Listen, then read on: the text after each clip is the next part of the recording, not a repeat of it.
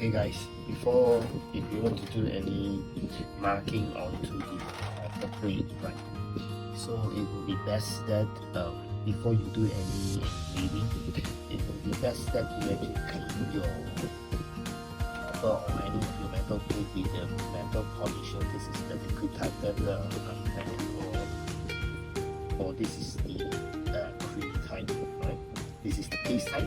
So after that, you actually use a rag to actually polish the metal plate, right? Then only you actually start to the engraving, right? So I have done the test grid onto this copper plate down here, alright?